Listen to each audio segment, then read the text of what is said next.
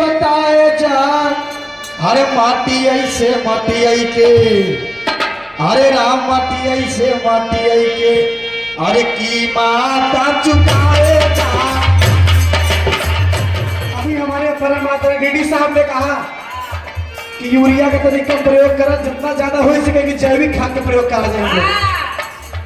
अरे चला मटर और हर बचाओ, अरे यूरिया के छोड़ जैविक खाद अपनाओ।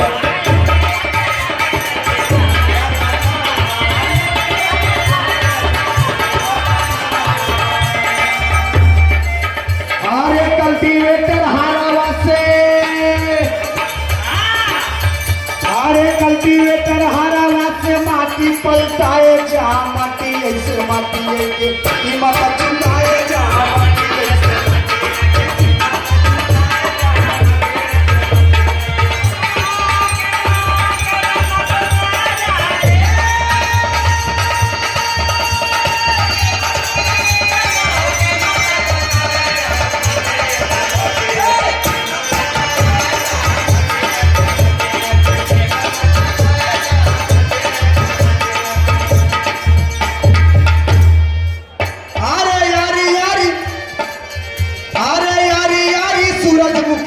सरसैया।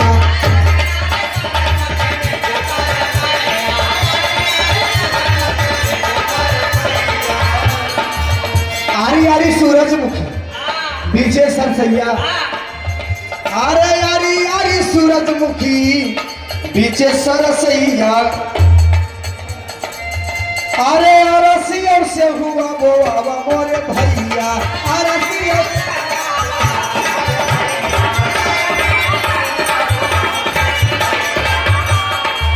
पहले के समय रहा अरसी सावा को तो सब लोग लगावत रहे, लेकिन आज वाकई में सब गुलरी के फूल हो गया है, हतरी से हो गया है। अरे तेल तेलहान के, आहा तेल तेलहान के तू नदिया बहाए जा। माटी ऐसे माटी ऐसे हिम्मत चुकाए।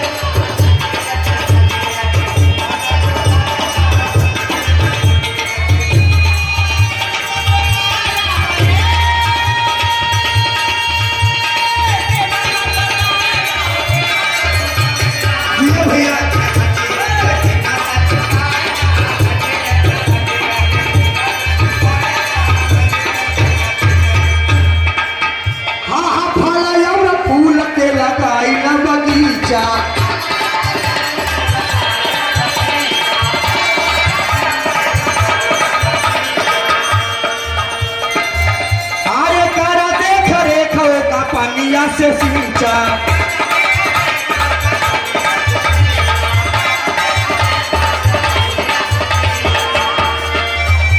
फल और फूल के लगाए लो बगीचा, और करा देख रेख जाके पनिया से सींचे। अरे उन्नत किसानी करके,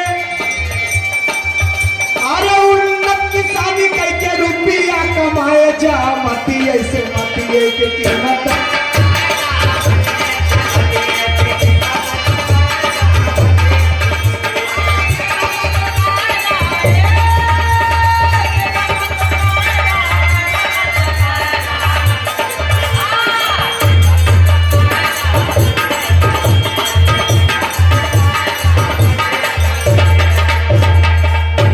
उन्नत किसानी कह के रुपया कमाया जाए। उन्नत किसानी कैसे हो रही है? समय से कब रोपाई करे के बाद हर एक चीज के एक समय में दायरा में निश्चित बा सारा कुछ, तो समय के अनुसार अगर सब काम हो तब परिणाम अच्छा मिले आगे भी। अरे राम बाबू यादव जी लगाए न बगीचा।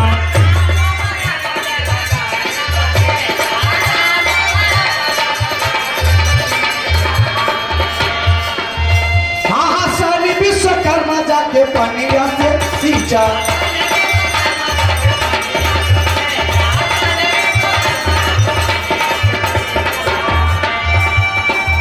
अरे है बाली बतिया, अरे है बाली बतिया श्याम। अरे कवि जी बताए जा।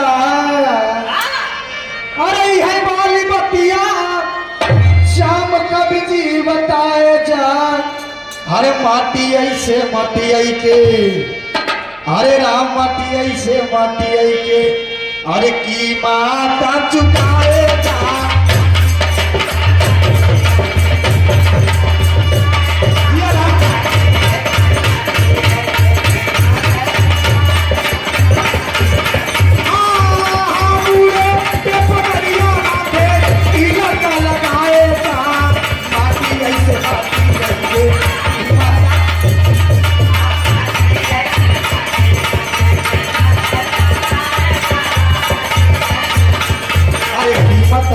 चुकाए जा माटी ऐसे माटी आई के।